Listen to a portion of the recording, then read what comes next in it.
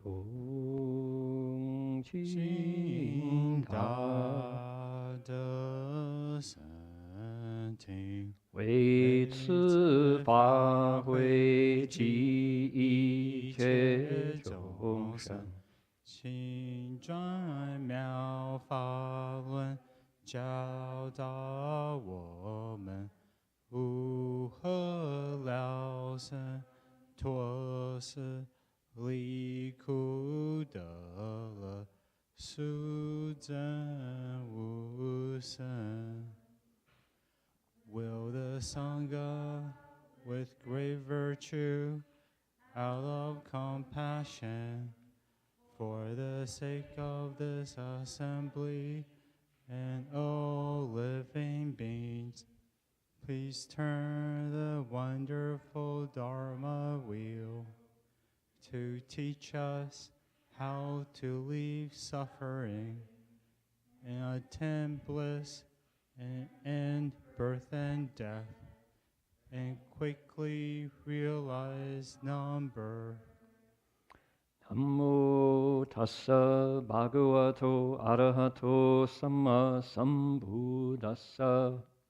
Namo tassa bhagavato arahato samma sambuddhassa. Homage to the blessed, noble, and perfectly enlightened one.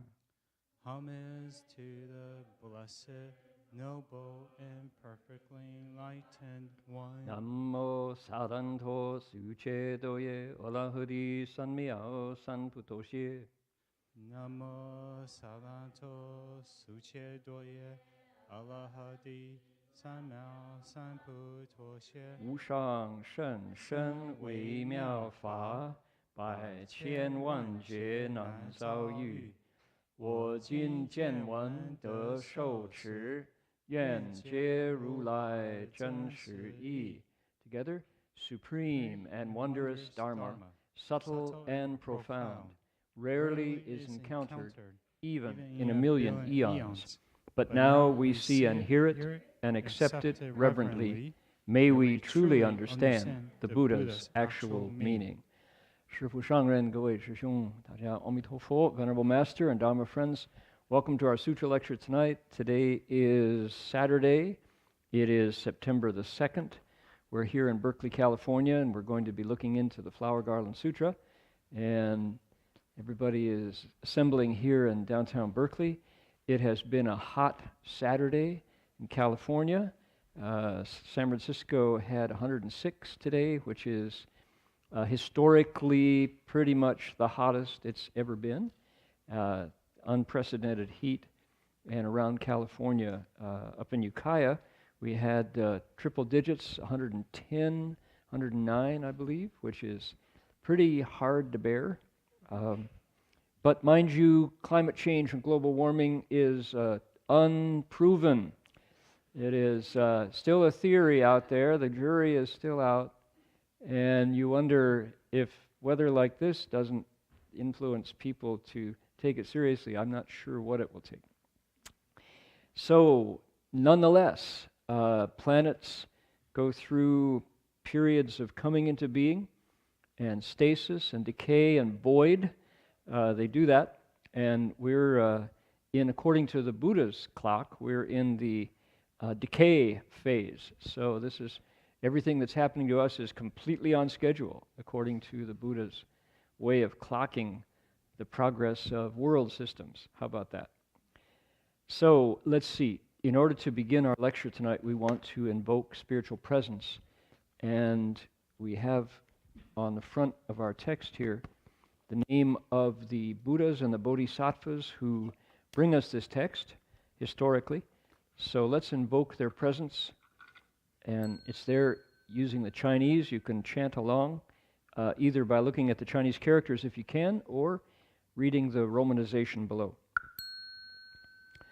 Namo Da Fang Guang Fu Hua Yan Ji Hua Yan Hai Hui Fo Pu Sa. Namo Da Fang Guang Fu Hua Yan Ji Hua Yan Hai Hui Fo Pu Sa. Namo Da Fang Guang Fo Hua Yan Jing. Hua Yan Hai Hui Fo Pu Sa. Namo Da Fang Guang Fo Hua Yan Jing. Hua Yan Hai Hui Fo Pu Sa. Namo Da Fang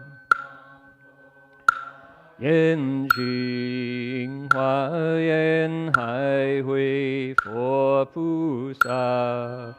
Namo Da Fang Guang Fo Hua Yan Jing. Hua Yan Hai Hui Fo Pu Sa. Nam Da Fang Guang Fo Hua Yan Jing. Hua Yan Hai Hui Fo Pu Sa.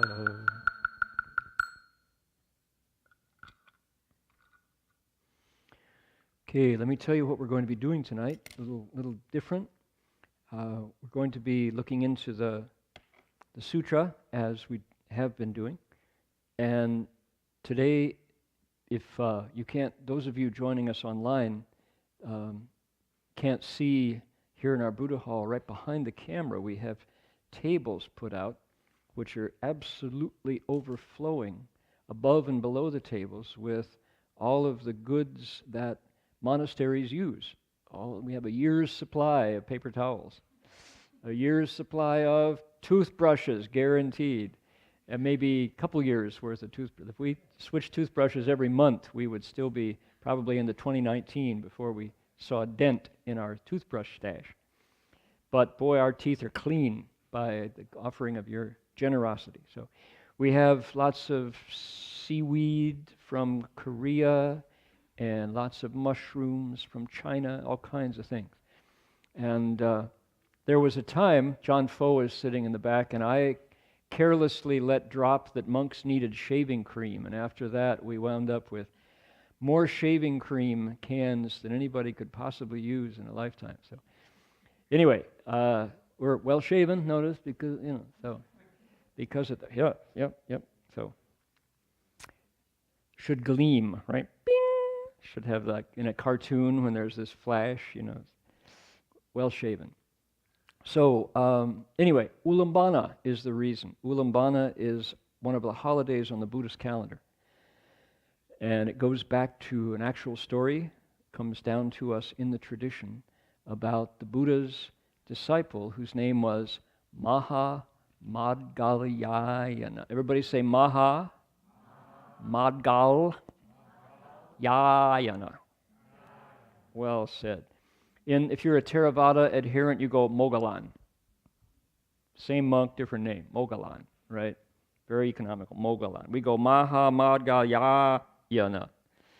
So, yeah. So he was foremost in psychic abilities, and mind you, not enlightened, interestingly, but he had a lot of psychic power. And he, Zheng Dao, they say, realized the Dao, and saw his mom. First thing he thought to do was repay his mother's kindness. That was the first thought he had. And he looked for her and found that she was suffering in the hells as a ghost, and hurt him. His heart was hurt sorely because he was a filial son. So he went to the Buddha and asked what to do, and the Buddha gave him a method. And it was a very interesting method. And these things in the center of the room resulted from that, the Buddha's solution.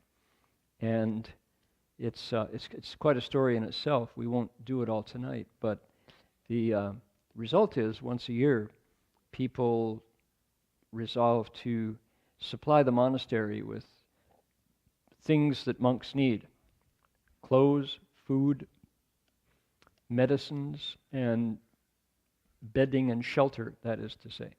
Things that keep us out of the elements, things that allow us to pursue cultivation with a single mind without scattering and distracting. So that's what this table full of stuff is doing here. When you go to City of 10,000 Buddhas, my goodness, multiply this by a factor of 6, and you've got a sense of how many toothbrushes come to CTTV. So that's what we have here tonight.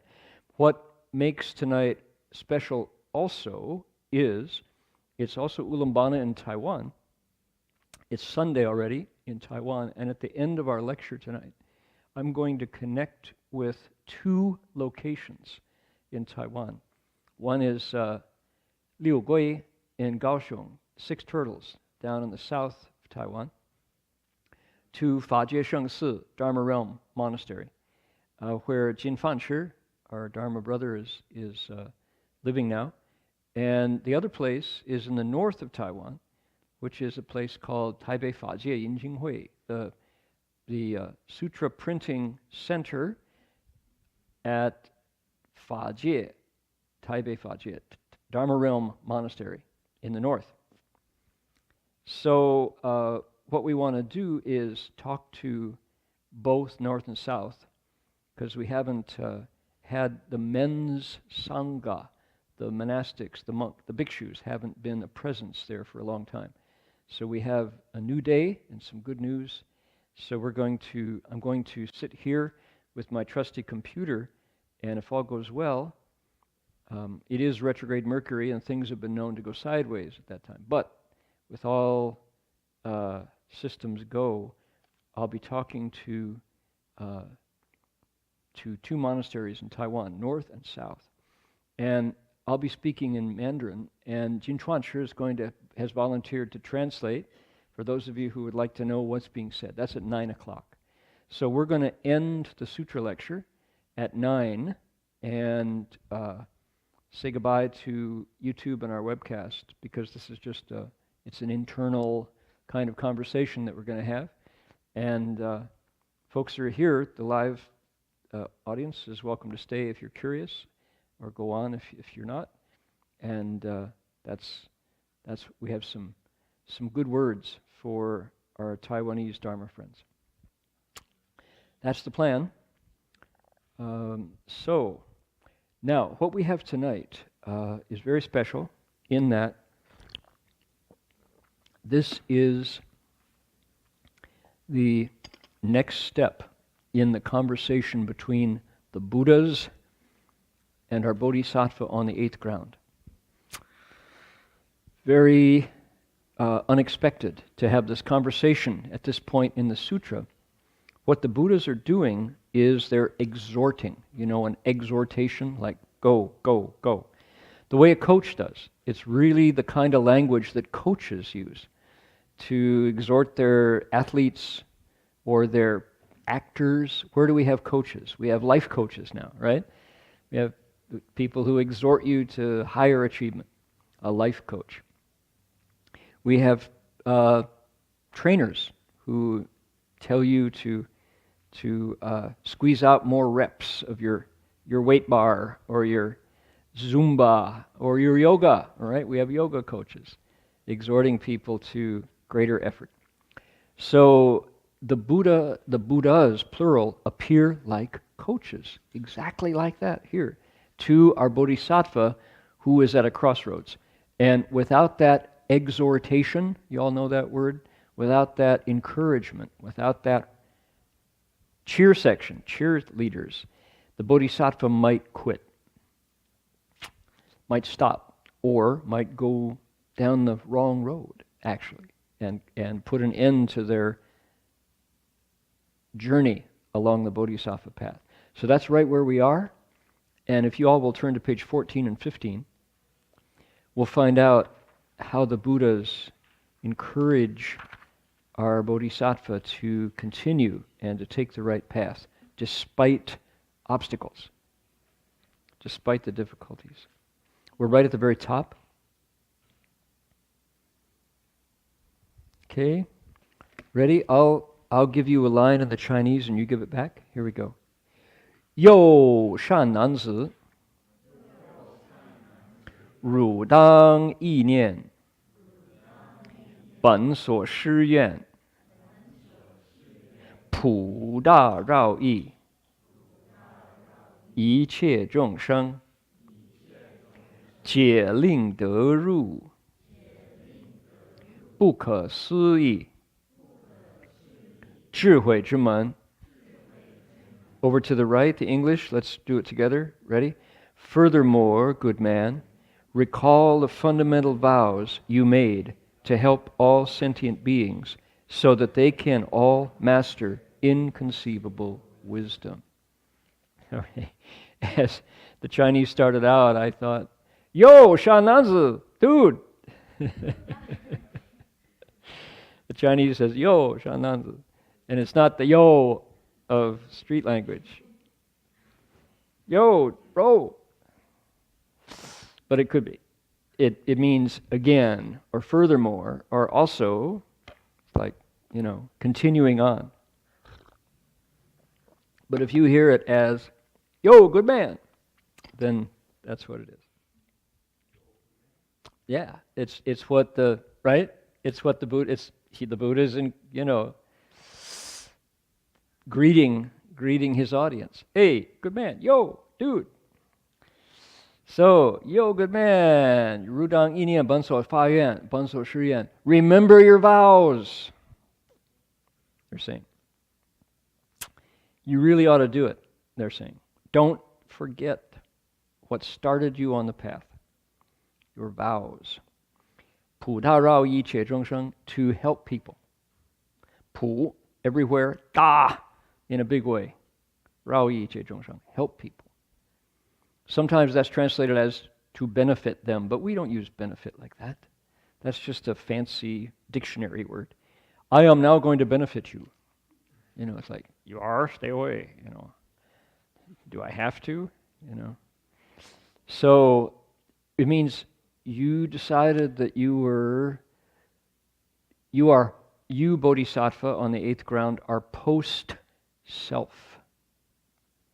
These are post-ego driven Bodhisattvas. The ego is history. They don't operate out of benefit as a motive. They're not in it for the profit anymore. They used to be. We all are, right? Just, it's essential. What is the basic benefit? You could probably say your next breath. Your next breath. What else is a benefit?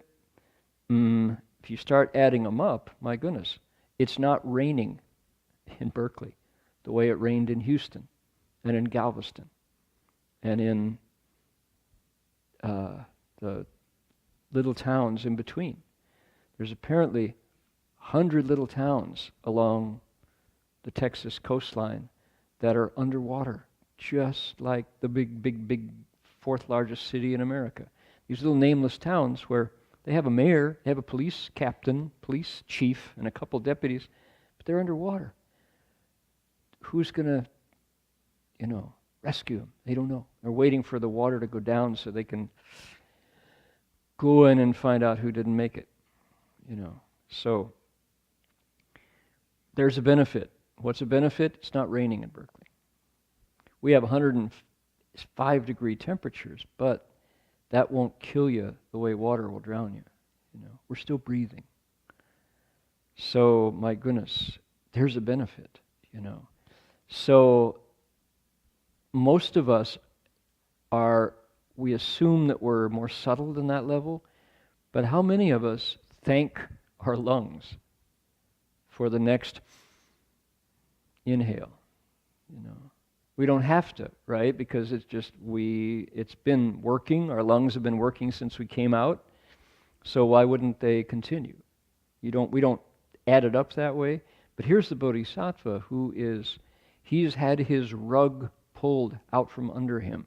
He doesn't see life the way he used to because he knows, don't take it for granted. Make no assumptions that it's going to continue, right? This Bodhisattva has been down to the bone. One time in my life when I saw that was when I was bowing just north of here, in Marin County, in February 1979. And it had been raining every day for 10 days, ever since we had crossed the bridge. And we were wet all day and all night. And I had been offered some food that didn't suit me, and it upset my stomach, and I had diarrhea for a week. And if you know the road down towards Stinson Beach, there's, nowhere to go. And yet I couldn't hold any food down, and we eat whatever is offered once a day. So I was empty, and therefore hungry, and wet, and out of gasoline because I had no fuel, and my stomach wouldn't let go, and I just kept go to meditate, and I'd have to tap my companion Marty on the shoulder. Sorry, could you lean forward because I've got to get out of the car and go find a bush somewhere or a tree to hide behind so I could, be uncomfortable again. And this went on and on and on and on. And nowhere to hide, nowhere to go, you just bow. You just keep bowing. So that was one of those moments when I looked at the face of existence and said, what is working for you? Well, my lungs were working fine, thank you. Nothing else. No other system was working. But I could breathe just fine. And you start counting your blessings. And you say, yeah, well, that's on the plus side. Another breath. Food absolutely lost its appeal because everything I put in the top went out the bottom pretty quick. And my skin was no help because it was cold and chafing and wet, and there's no laundromats to go dry your clothes, and what are you going to wear while your clothes are drying? So it's like, oh my goodness, and when you get down to that level, you count your blessings. And at a certain point it was, you know what I've got? I have Buddha Dharma to make sense of this. And you let your body go. It's like this thing that I'm carrying around, I'm actually grateful to it for giving me another day. It's a pain. It's never right. Something's always wrong. Something always needs adjusting. So what did Jackson Brown say? Take it easy, take it easy. Don't let the sound of your own wheels drive you crazy. Right? Running down the road, lighten my load. And it's easy to hear the sound of your wheels on hitting the pavement and just get upset about it, but you're rolling down the road. So don't let your body get you down, just bow. Let it go. And that was a great gift to realize that I could survive with extreme discomfort. That seeking comfort was a burden. So why not let that go and just let it be?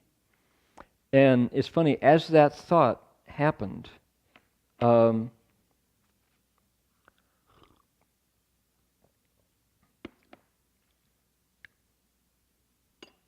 outside the car door, the rain stopped and the sun came out. It was the first dry day in 10 days. And Marty looked down and said, oh, look at that. There it is. Oh, that is, what's the name of it? Shoot, I'm not going to come up with a name. He said, you know what that is? That's an old Native American stomach remedy. Anybody? It's in the book. I forget the name. It's a silver, white, low shrub that's this big. It looks like chamomile, but it's not chamomile. It's shoot, I'll think of it at 9:30 tonight when the lecture's over. But there it is. Oh, look. Hey, put that in boiling water. I'll bet that will make. So he bowed to the plant, picked it up, put it in boiling water, and steeped it as tea, and drank. It wasn't vervain. Shoot, it has an herbal name, and I felt my stomach go, thank you, and it just held it. And for the first time, there was a bottom on there was a ground, in my stomach, instead of being just a chute. And that was just like, yes. And the next day, oh my, food stayed in, and I had some gasoline in my tank. And of course, then other problems come. Then desire arises, once you're fully warm and fed, no longer wet, no longer hungry. So it's never quite right, it's always one thing or the other. So anyway, this is all a long riff on what? Benefit. How do you calculate helping others? This bodhisattva is post-self. The self is history for this bodhisattva because why? He or she has been through this place where they stop trying to help out this, what they call 臭皮囊, stinking bag of skin. That's pretty gross, right? And it's not always a stinking bag of skin. You should be grateful to the stinking bag of skin, to this body. But the bodhisattva has recognized that it's never quite right. There's always something to fix. If that weren't true, drugstores would go out of business, right? How many shelves of hair tint, hair color? How many shelves of skin cream in the average Walgreens, or Rite Aid, All those things, all those products exist because it's never quite right. We always want a little something, a little change, So, yeah, okay, that's the way it is. Bodhisattva is post-self. And so what came to his mind or her mind when they got to that place where they were no longer entirely invested in trying to get it just right, finally, for the last time, they discovered that others were stuck there. And so they thought, nothing better to do with my life than help others get unstuck. That was the resolve. Those are the fundamental vows. Okay? Recall the fundamental vows you made to help all beings. Right. Help them what? Help them get unstuck. What are we stuck on? We're stuck a lot on how much is enough. How much is enough? The difference between greed and need is a moving line. It's different sometimes. For me, while bowing, that story I told, I would have been happy with a piece of dry bread. I couldn't keep anything in my stomach for days and days and days and days. Yet I still had to keep moving.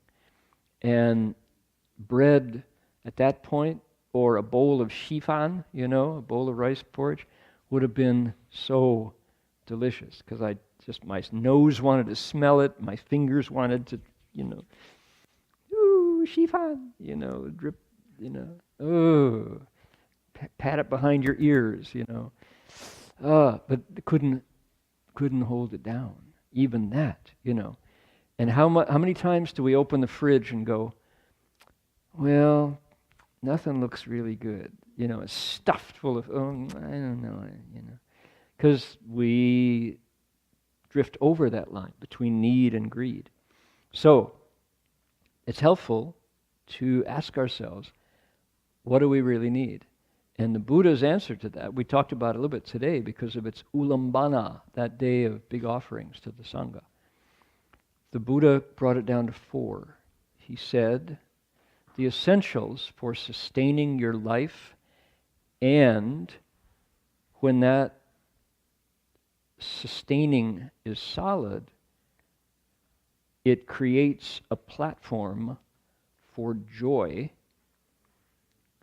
because you've got your needs met, that those basic needs are 4, he said. You need food, fuel for the machine, right? You need something to cover it in different seasons. When it's 106 out, you want light clothing. When it's 46 out, you want a scarf and a jacket, right? so clothes for the seasons. You need medicine to adjust it when it's really out of balance.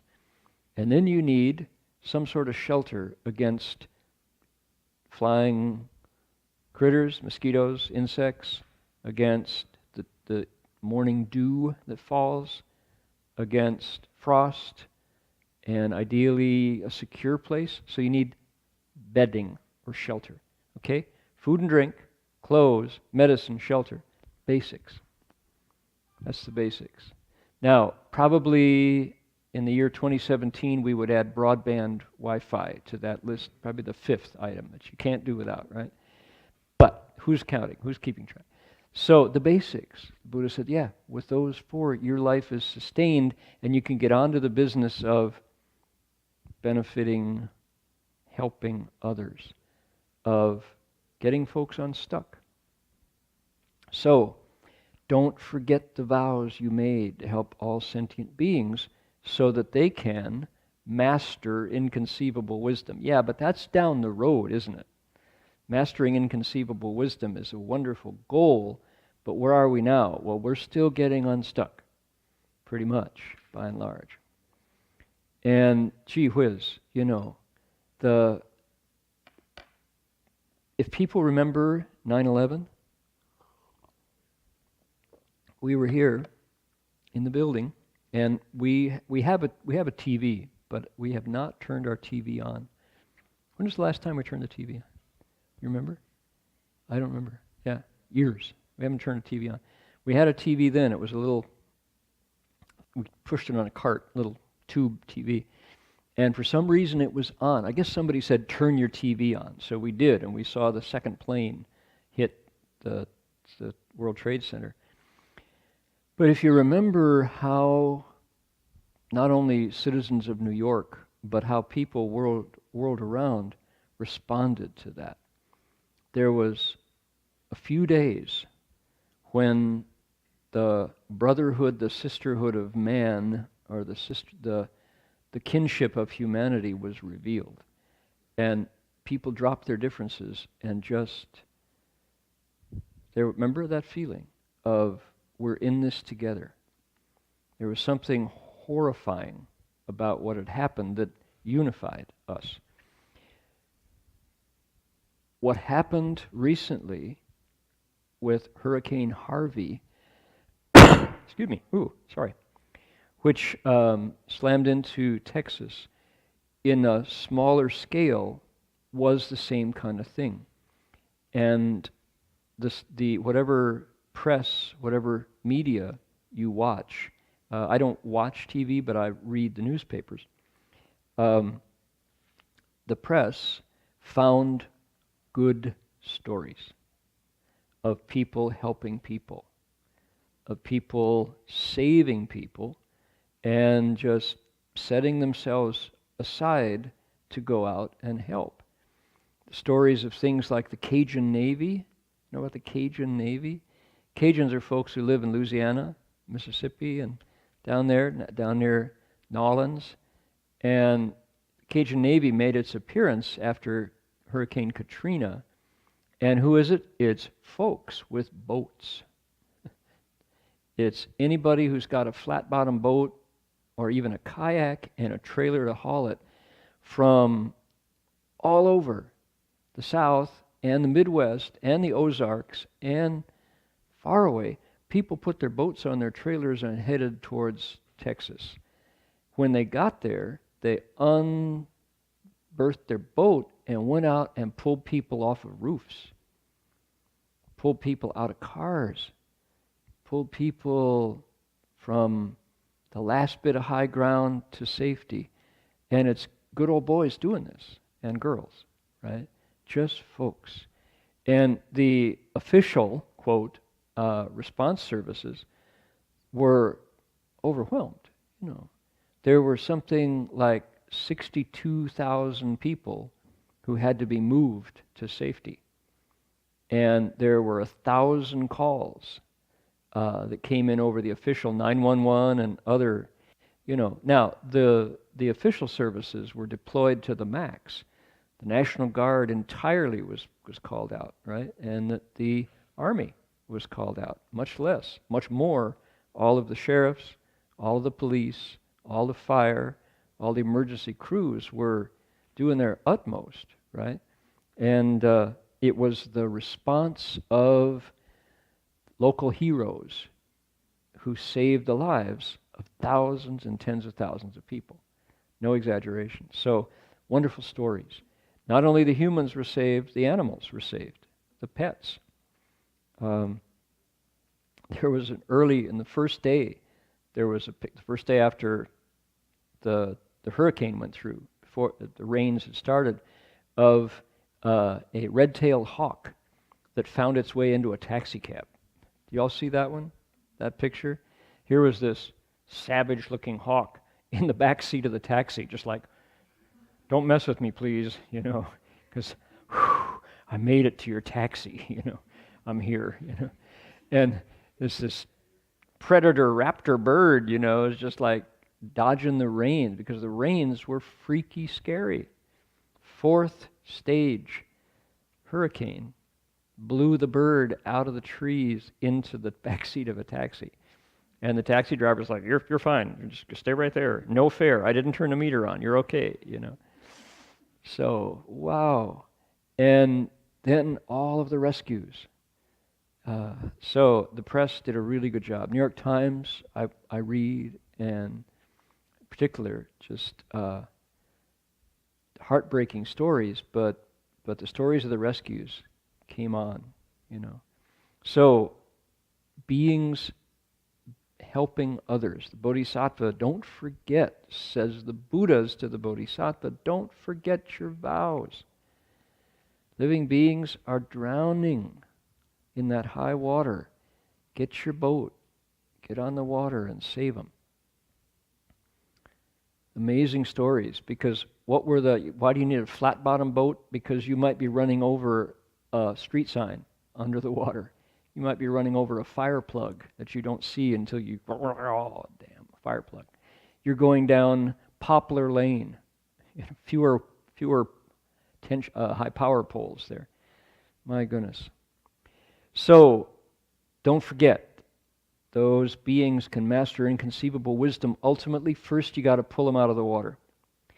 Yo, shan nanzi, 此诸法法性 若佛出世，若不出世，常住不异。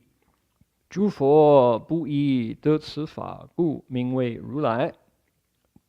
一切二圣亦能得此无分别法。Over to the right now. Furthermore, good man, the nature of all dharmas abides forever, no matter whether Buddhas appear or do not appear in the world. Buddhas are known as Tathagatas, not because they realize this dharma. All adherents of the two vehicles past can also realize this non-discriminating dharma. Okay, the Buddhas are giving this bodhisattva some information that he may not have until they let him know, let her know. What is it? It's that, think about this. The sutras, this one, and others, are there, you could say, on nature's hard drive, waiting for Buddhas to arrive to speak them, to share them. There, when we talk about Changzhu Fabao, the eternally abiding Dharma jewel, treasure, that's the idea. This Dharma is deeply coded in us, somewhere. Where is it? On some cloud drive somewhere? The deepest level of our nature? These sutras are there. This Dharma is there waiting. Buddhas simply what? Clear away the stuff that's on top of that layer, that level of principle. And then, when requested, they can share it, bring it up. But it's never not there. We could stop the lecture right now, and that would be enough to digest, right? Think about that. These sutras are there. Mostly we're not quiet enough to get there. So, the Avatamsaka Sutra. If you go down onto Shattuck Avenue and say, excuse me, sir, did you know that the Avatamsaka Sutra is never not there? It's always present. Then you say, spare change? Yeah. Give me 50 cents or $5 and I might listen. So here you go, sir. No, I don't want to listen. Boring. Sky pilot. So, what about that? These sutras are always around. Somehow that notion really motivates me. When you think about, we have a great new analogy since like 1987, which is what? Is the computer hard drive. Right? When was the Apple II still used floppies? Nothing was stored on the hard drive because the hard drive was like 2 megabytes, right? Or no, 500K, right? Original 500K.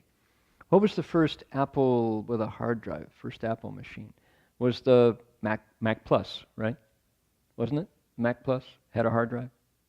Come on, all you Apple fans, Apple evangelists. Guy Kawasaki, the first Mac evangelist. Okay, on the PC, which PC had the first, like hard drive that you actually kept the OS, the operating system on there? Was that a 286? CPM? DOS? What was it? Anyway, so early, like in the days of the personal computer, a PC, right? There was a time when we switched from taking both the operating system and the programs on those floppy disks, remember? What were those called? Those are 4-inch, 4.5-inch, 5.25? Floppy disks. They were floppy, right? Anybody keep your floppy disks? You should probably keep a couple of them to show your great-great-grandkids. They won't believe it. But to get the operating system, you put that disk in, and then the machine, and then if you wanted to run a word star or something like that, you'd put the second disk in. Pull them both out, and it's just a piece of hardware. So the operating system was on the disk. Then at a certain point, it was like, no, we have X amount of RAM, random access memory, which is there latent, it's there resident on what's called a hard drive. Oh, we learned a new word with the computer, the hard drive. You press the button and the program starts up, the operating system starts up, and you actually have programs that stay there. They don't go anywhere. Wow, now we've grown and grown and grown, but the idea is the same. And that gives us access to a whole new body of analogies. Because why? What the Buddhas are saying here is very similar. We have a hard drive in our nature, and resident on that hard drive are these sutras. They don't go anywhere. Mostly we don't know how to boot them up. Because why? We don't have the requisite samadhi. What's the tool that accesses wisdom? Samadhi. Okay? So where does the samadhi come? That's the second step. It comes from virtue. Where does the virtue come from? Well, it doesn't come from anywhere. We already have it. But if the Theravada say, embark on training. If we adopt training, another word for what? What do we call it? Precepts. So if we resolve in our own behavior to no longer do things that lose the virtue, then the samadhi is already there if we cultivate it. So you get the idea? The virtue is already inherent, but we mostly lose it when we kill, steal, lie, lust, drug, etc. Right? If we can embark on promises to ourselves that we're not going to harm us and others by doing those things, the virtue is intact. It's not that we ever get what we need. We have what we need, but we throw it away. So hang on to what we have, concentrate it through samadhi, through meditation, make it very still and quiet, and sure enough, that RAM, the random access memory, starts to boot up the wisdom programs of the sutras that are already there. It's a great analogy. Thank you, personal computing. Right? So interesting. That's a great available analogy. Okay. Furthermore, good man, the nature of all dharmas abides forever, whether Buddhas appear or don't appear in the world. The Buddhas simply give us access to it. So in a sense, a Buddha, an awakened human being, is a tool, is a vehicle. It's a way to go deeper and to bring up what is there, but we don't get there. So these sutras are simply a window. So the Buddha is kind of a window into the nature. And here it is, you know. The Buddha is not an author selling books. He's never going to be on Oprah, right? He's never going to have a bestseller. It's not his opinion. It's not a theory. It's the Buddha reporting what's there. Because she is still enough and quiet enough to see it. Okay. Buddhas are known as Tathagatas, thus come, beings who have come thus, not because they go down to that level. Anybody who has that level of samadhi, here it says, two vehicles, cultivators, voice hearers, Pratyeka Buddhas, can also get to this place of non-discrimination. They can make their minds quiet. There's another reason, that's what they're saying. There's more than that we want you to wake up to, say the Buddhas. Okay? So the fact of where the dharmas, where the sutras live, where this principle lives, is all there. Okay, we're going to take a minute and look at some of the ramifications. Think about this.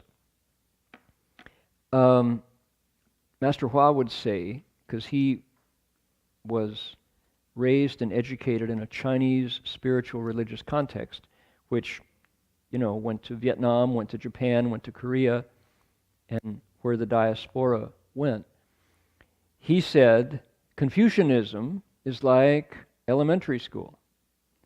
The principles there are shared, and they help us, he said. And it's an elementary level, because almost anybody can. And anybody who goes out to cultivate will learn the ABCs of cultivation through the principles of Confucius. Then he said, Taoism is like elementary school. Like high school, middle school, right? That's the next level. So the Confucian principles are the foundation. What are they? What are those principles? How to be a better human being. How to perfect your humanity individually. And then society works when those individuals get together into family units, into governing units, cities, communities, societies. Okay? So that's the foundation. Taoism takes those very same principles, that same foundation, and applies it in the natural world. So Taoism has an environmental view. That's the language we use now, right? It sees bigger. It takes that individual and the social units that those principles illuminate, and it puts it into the world. So, same principles in middle school, high school, teaches us how to live beyond our primary units, me and mine, us and ours, right? My family, in the world, okay? Takes a little bigger view, steps outside of the self. Okay, Buddhism, says Shifu, in the same, taking the next step, right? You all see the progress, right? It says Buddhism is the university. Same principles that Confucius started with, that the Taoists expanded, and it takes it to, quote, every living being. Goes beyond the immediate environment, or you could say nature, and it takes it out into the cosmos, into the world, and into every being in it. But it's the same principles, just expanded and applied, right? In Confucianism, you apply it in a smaller scale. Taoism, you apply it to a bigger scale, right? And Buddhism applies it universally. Same ideas, though. So, look at this idea that the dharma is pre-existing, whether they're Buddhas or not. The dharma doesn't go anywhere. It's still there. What is he talking about? Principle. He said, 就是一种理, right? It's just a way of systematizing what's already there. Then what is li? The word is principle in Chinese, and when you look at it, the character is jade, and it's patterns in jade. Anybody see a nice piece of jade stone? There are striations in the jade that are already there, patterns. The Dharma principle is that way, you know. So here we go. You can see it right here. What's a li is how many, on this chrysanthemum, how many faces are there? Is it a octagon? Is it a hexagon? Is it a dodecadon, a decadohedron? You know, what is it? How many, you know? So here's little, what are these, forget-me-nots or baby's breath or something like that? Baby's breath. And they've got another number, you know. And here's the, you know, here's a beautiful example of li. This fern, it's got, you know, 1, 2, 3, 4, 5, 6, 7, 8, and then going up 1 is 1, 2, 3, 4, 5, 6, 7, 8. And okay, those are principles. And they predate our perception of them. They're out there. Spirals, another one, right? You see those? And in humanity, what is it? Well, let's just name one, which is connection to parents. That's a principle that they say trees stand on their roots, humans stand on the roots that are our parents. And if you want to thrive and survive, plant yourself on those roots. Who says that? Well, the ancient Hebrews said that, right? Honor thy father and mother, that your days will be long in the land, and all will go well with you. So if you, let's translate that into our language. If you pay attention to your parents and repay their kindness, that's honoring, right? Your roots go deep. In other words, you'll be there. Your tree is rooted. And your days will be long in the land because the tree won't blow over. You're on the roots that are your parents, and they are on the roots that are their parents, and they are on the roots that are, and it goes deep. The wind blows, and the tree comes right back. It's like that. Honor thy father and mother, that your days will be long in the land, and all will go well with you. The groundwater will come up and nourish your plant. Things work out because you're on your roots, and you're thriving. You're not cut off from your roots. You're not trying to nourish yourself, which will dry up, right? So, okay, that makes sense. Virtue, they say they're traditional virtues, which give you power. And what's the first one? Is repaying parents' kindness. The next one is going sideways to siblings, interestingly. So, there you go. There's a pattern, just like the various faces of the flower. It's a pattern. And it's there. When you go inside, you find it. That's the point. When you look inside, oh, you know what? That's true. I experienced that. I don't have to take it from the Buddhas. I don't have to take it from the sutra. If you had no sutra, no Buddhas, and sat still, you'd still find it. That's the point. So they say, 佛佛道同. Every path, every Buddha walks the same path because those principles arise on their own without needing to read them or prompted. Okay. Got it? So you start to poke around in this idea that the Buddhas are sharing with the Bodhisattva, and it's like, wow, that's very neat. I wonder what else is down there at that root folder of my hard drive. Okay. Yo, Shananzi, 如观我等身相无量，智慧无量，国度无量，方便无量，光明无量，清净音声已无有量。如今一应成就此事。Furthermore, good man, observe how limitlessly many hallmarks the Buddha's bodies have, how limitlessly vast is our wisdom, how limitlessly many our countries are, how limitlessly many expedients we employ, how limitlessly great is our radiance, and how our pure voices are also limitlessly pure many. Whoops, there's a typo. Are limitlessly pure. You can now accomplish all these qualities. That many, we just scratch out the many and we got it. So, there you go. Look at that.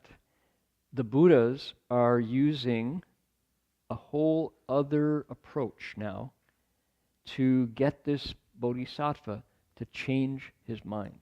They are influencing him. They're definitely lobbying. They're coaching, trying to get higher performance out of the Bodhisattva, right?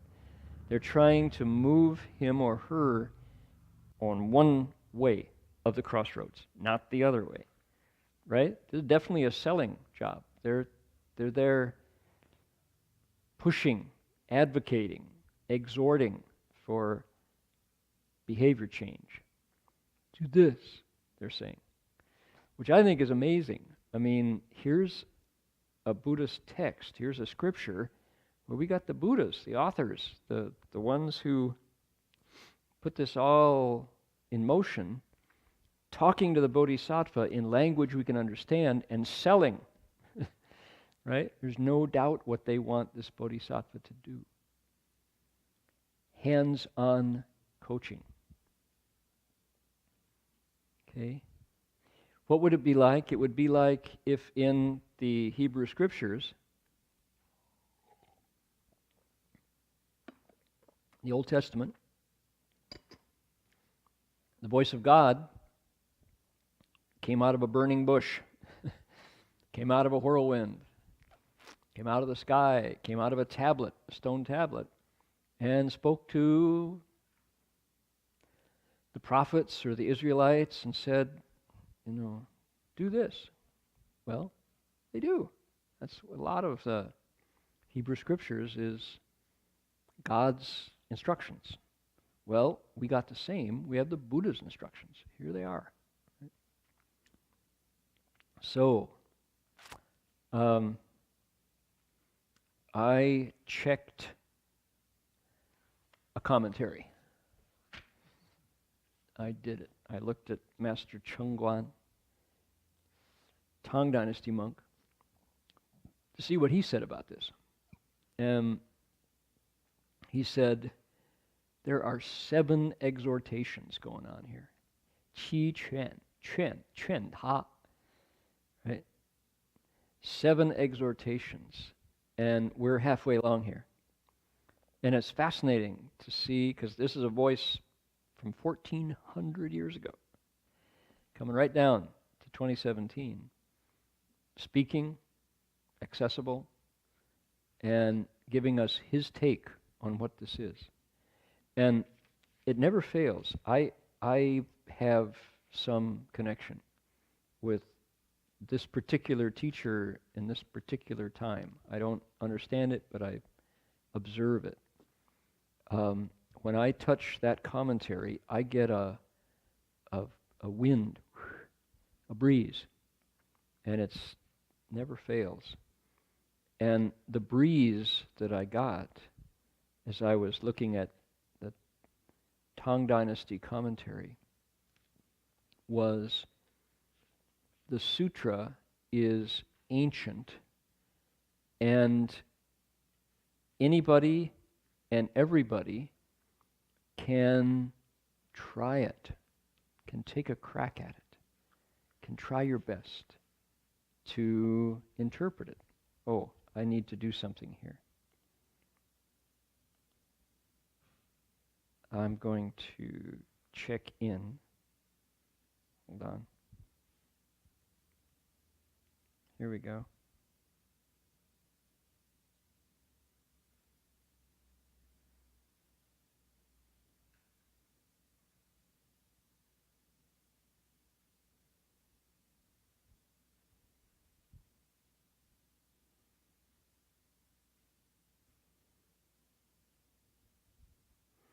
Okay. We have a nightly prayer group, and it happens in the middle of the sutra. So I signed in and said, lecturing will transfer. Or the other 6 nights out of the week when we're not lecturing, we meet at 8 o'clock, so when I'm not lecturing. So the breeze coming out of the Tang Dynasty said, here's what I think the sutra is saying. And I just got this insight that the Tang Dynasty monk is doing the same thing I'm doing, same thing we're doing here, which is going, what do you think that means? This sutra's been around a long time. What do you think it means? So we get the benefit of an expert who lived 1,400 years ago, 10th century, and or he was 8, so 700, 17, yeah, 1,300 years ago. And he would probably say, what do you think? Use your wisdom. And does it mean something different in 2017 than it did in 719?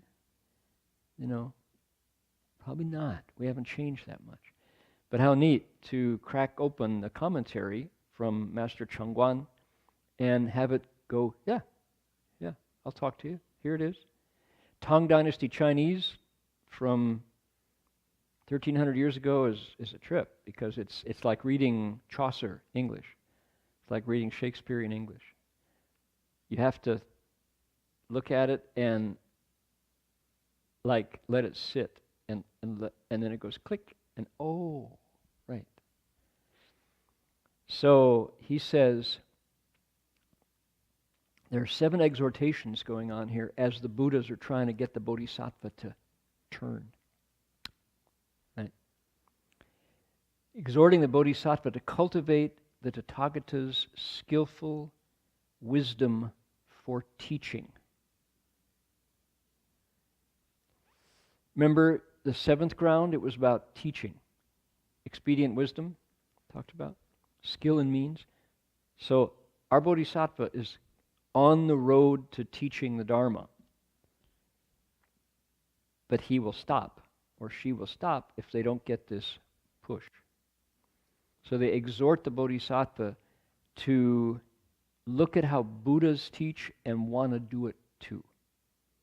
That's the push, right? That's the coaching that they're getting. You want to teach like the Buddha. Don't quit. Keep teaching.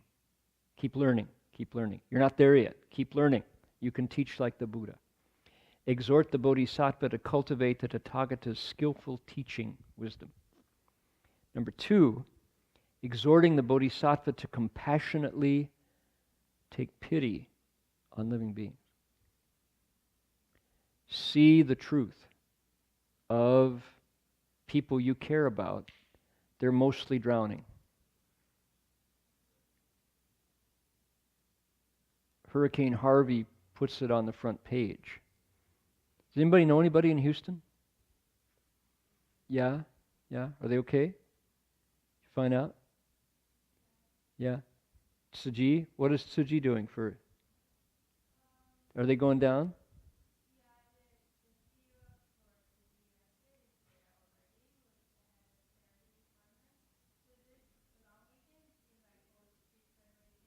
I'm having trouble here. We got some microphones buried. Here we go. Great. So we are related to a group called Tsuji Gongda Hui that in times like this goes out. What did they do? So this long weekend, it's all street fundraising all over the United States, and the CEO for CG USA and the head of charity department are already there. So they've been distributing like those CG eco blankets to the shelters. There are some big shelters in Dallas. I think they've distributed like 5,000 blankets already, and then they're going to distribute food and also emergency cash cards. Usually that's what's being done. Yeah.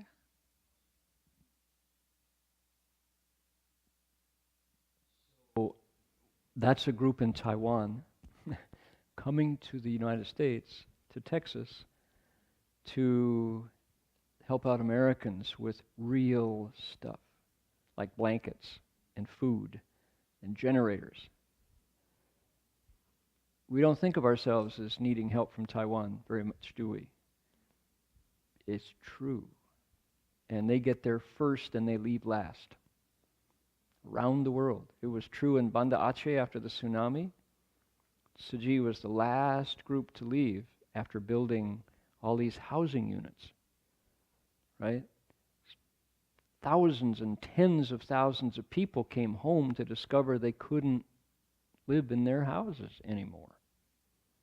Some of them found alligators. You see the 9-foot alligator that was carried out of the guy's kitchen and released out and back into the wild. And mostly people found bad smells and mildew. Can't sleep in mildew when it's in your walls. No. And what do? They need houses. Now, what are they going to do? No, almost nobody had flood insurance. In Houston, what are you going to do? Where are you going to live? So Tsuji built all these housing units in Banda Aceh, which got scoured. Just got ground off by the tsunami. So, boy, oh boy, what a group. She just said, 5,000 blankets. Well, those are the little blankets in a little bag. They fold up really tight.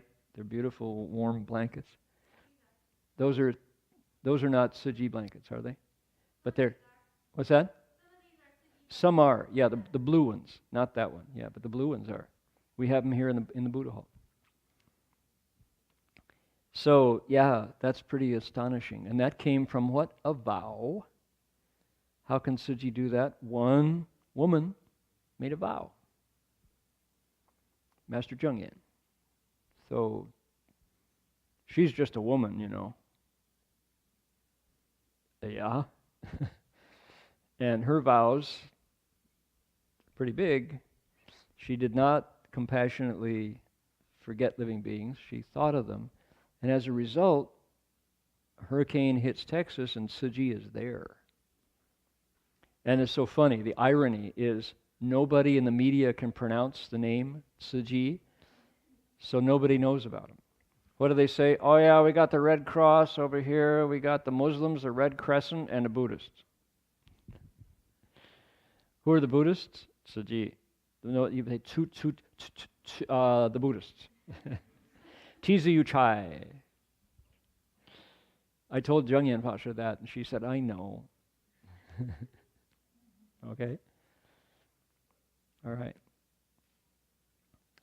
So, the next one is exhorting the Bodhisattva to accomplish his fundamental vows, his own cultivation. Keep going. You're not done. You're almost there. You're on the 8th out of 10 grounds. You're not there. Keep cultivating until you're finished. Right? So that's the third. I think we're on the 4th one. Exhorting the Bodhisattva to seek unobstructed wisdom. So you want the Buddha's wisdom? Don't quit. And the 5th one is exhorting the Bodhisattva to accomplish the Buddha's outer rewards. That's what we just read. Okay? Look, say the Buddhas. This is how they're bringing him forward, coaching him. Buddhas have limitlessly many hallmarks. The 32 hallmarks and the 80 special characteristics. Our bodies are incredible, say the Buddhas. Don't you want to be like us? Right? Our wisdom is vast. You can't even imagine. Every one of these outer rewards, they're called, Wai Bao, it's called. What is it? They are Ru Guan Wo Deng, Shen Xiang Wu Liang. Wu Liang means no limit, no way to measure what we have. You can't measure it. You can't measure how our Buddha lands are, where Buddhas live. You can't measure, there's no way to count how many expedient skills we employ. Teaching. You can't measure how our light shines, right? How limitlessly great is our radiance. That means Buddhas shine. That's what people say. That halo, around the Buddha, that's light.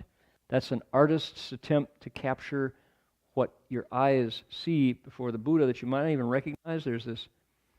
Anybody travel to Malaysia and Singapore and the Philippines and Indonesia, where they have neon halos around the Buddhas?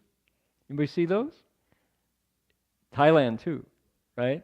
There is a whole realm of neon workers around Buddhist communities in Thailand, Vietnam, John, Vietnam have those things? Plug them in? Yeah, some. Not many. Not like Thailand and Malaysia. Wow. And if you open your monastery in Singapore, if you have enough money, you'll hire one of the neon artists. Just like bar and grill, how the neon, you know what neon is, this colored lights that light up and flash out, right? Like bar and grill, Stroh's, Coors, Bud Light. Around the Buddhas. And any Westerner looks at it and goes,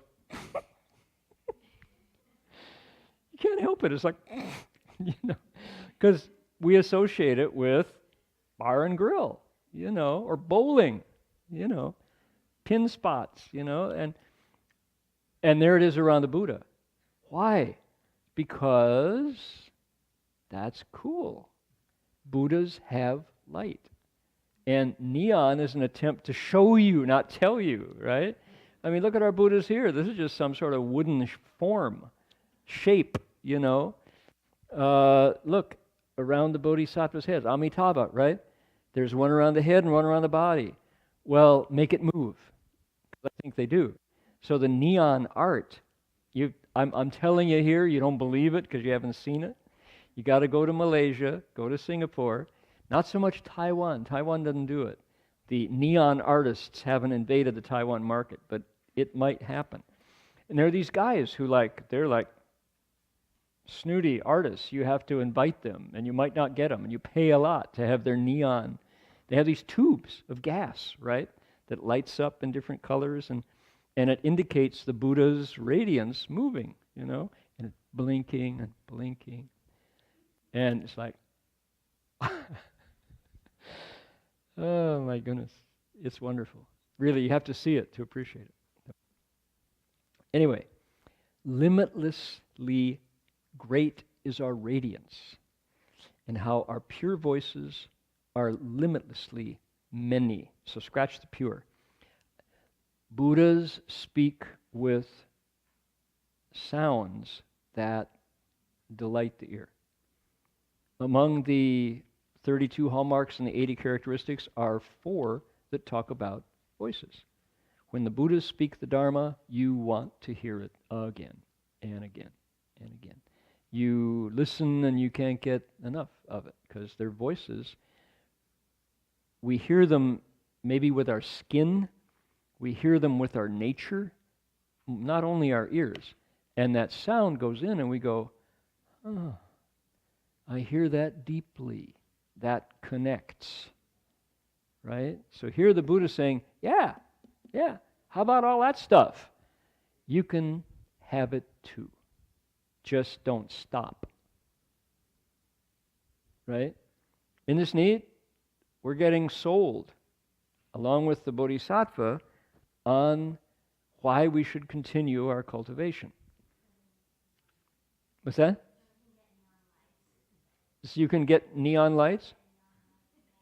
Yeah, you can get your own, halo. One for the head, one for the body. You plug it in. Let's go plug the Buddha in.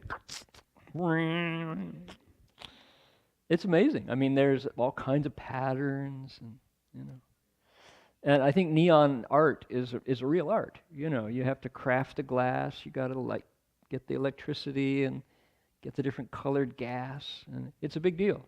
And the best of them are super expensive.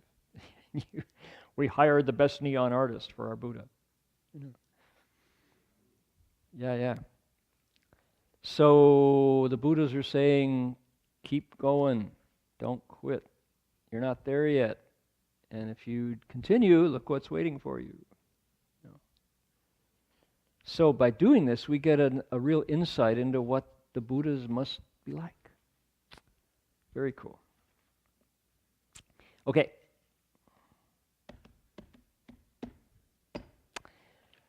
I wanted to say something about something coming up. Master Hua's centennial's coming up. And I have here at the Berkeley Monastery something called a bully pulpit,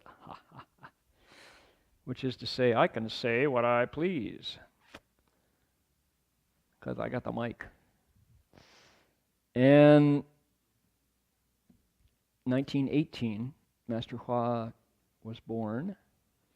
100 years after his birth, we are looking back at what he gave us. We want to, so people who care about our teacher want to find appropriate ways to share what he brought. Carry it on so more people can know. And in our association, we're talking it over. How do we want to do it? What's the appropriate way to share? And there's different voices, different ideas. And my idea is that we shouldn't reach outside for something new and different and special. Instead, we should go deeper into what we have. The thought to share is, here's what I've learned from my teacher. That's a big thought. And it's a personal thought. I'm aware that in the 30 years that Master Hua taught before he entered nirvana, he stuffed our backpacks full of jewels for the long hike. And we're unpacking them, counting them, inventorying to see what we got, and finding out how they function. I got a diamond in this pocket, I got an emerald in this pocket, I got a ruby in my backpack, I got a sapphire over here, and I have pearls in every hand. I don't even know the value of what I have. A lot of it is time lapse, time control. They mature and come alive at different times. So 15 years down the road, you discover that you really like to recite the Buddha's name.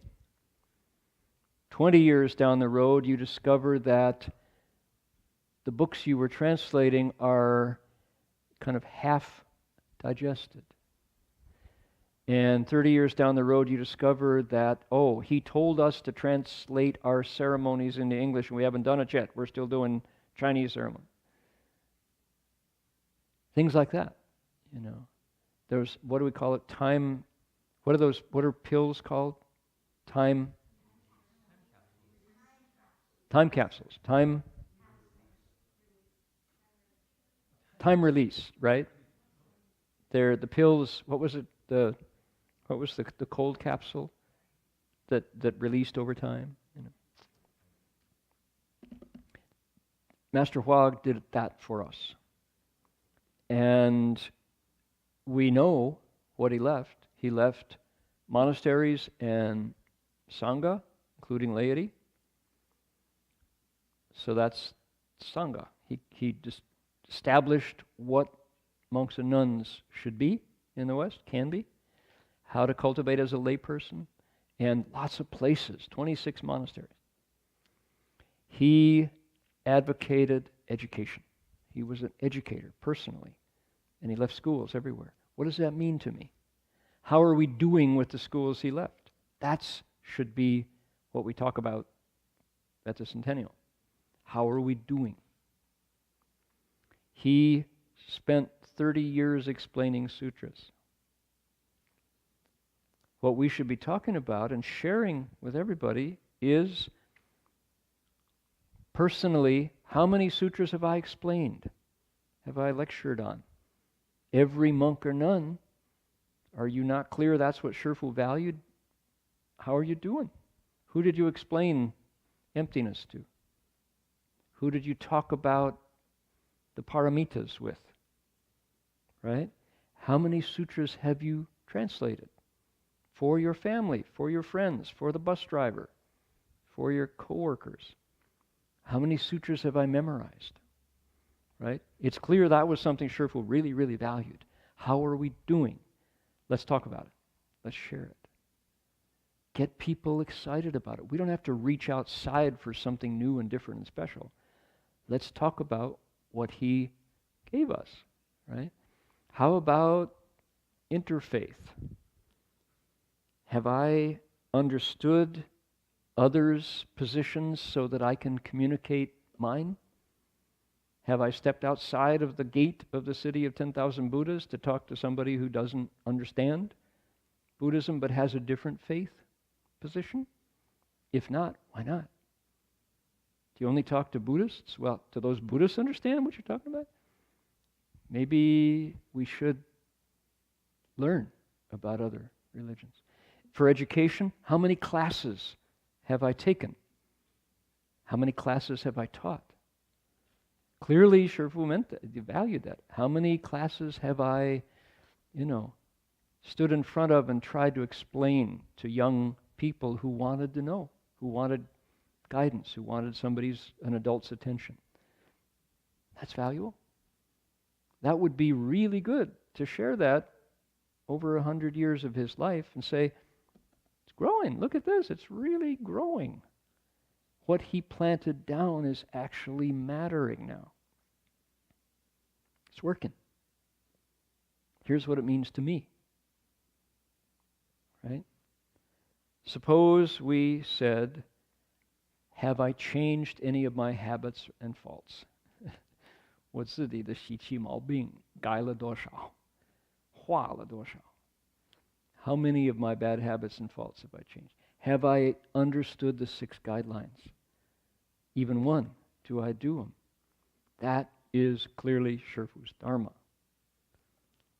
I don't know. It just occurs to me that that's appropriate for us to do. So, my thinking on it. How many refuges and precepts have I transmitted?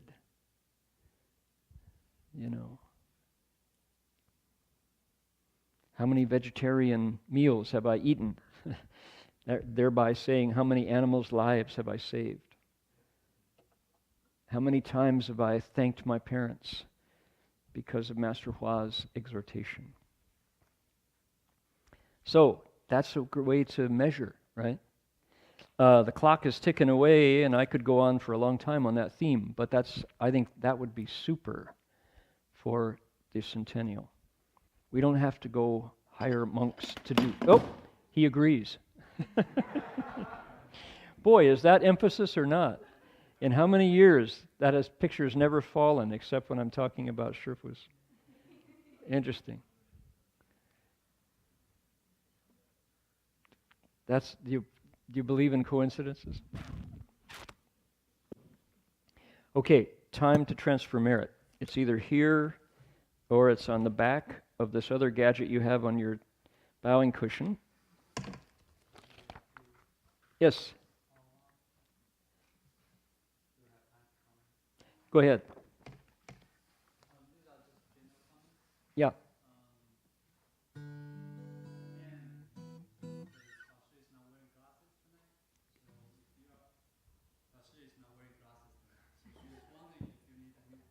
Yeah.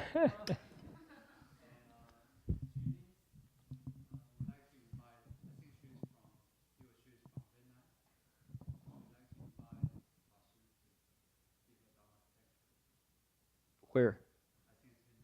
In Vietnam. Okay. I am wearing contact lenses.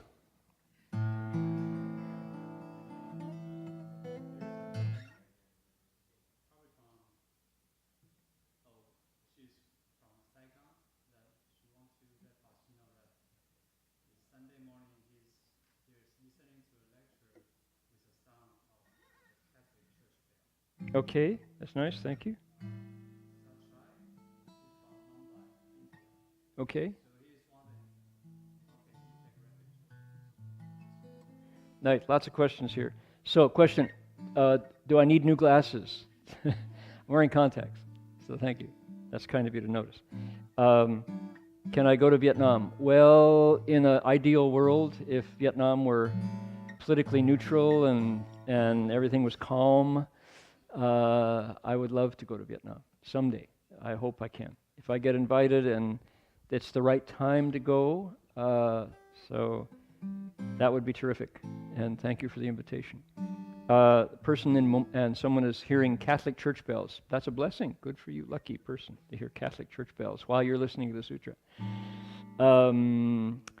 Another question, the person lives in Mumbai and wants to know how they can take refuge. Yeah, there are ways to do it.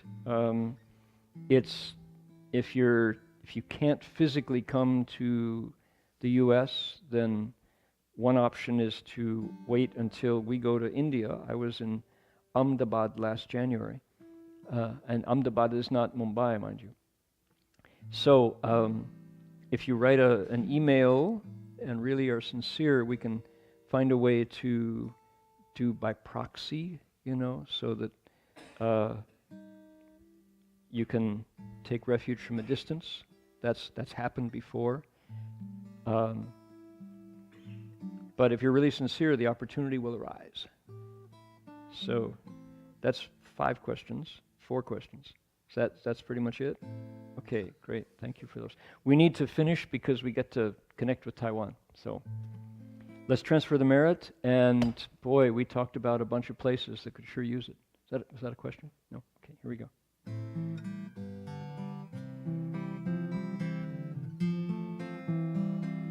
Imagine if that was your grandma down and she saw her house go underwater overnight, right? 51 inches of rain fell, or was it 53 in 2 nights?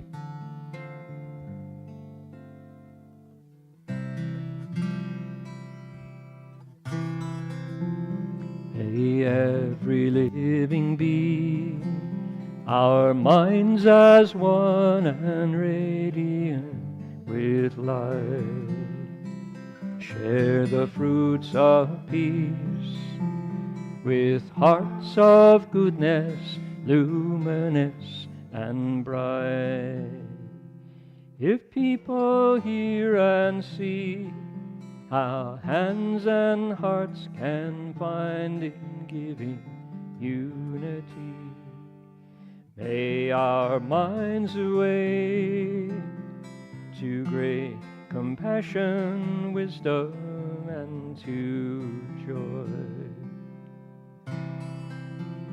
May kindness find reward May all who sorrow leave their grief and pain. May this boundless light dispel the darkness of their endless night. Because our hearts are one, this world of pain turns into paradise. May all become compassionate and wise. May all become compassionate and wise.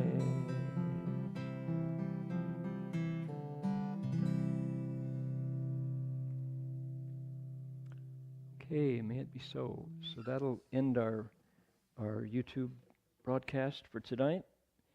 Hope to see you next week. I will be in Calgary, and the sutra will be explained by Dharma Master Jin Fo, and Dharma Master Jin Chuan will be helping. Is that right?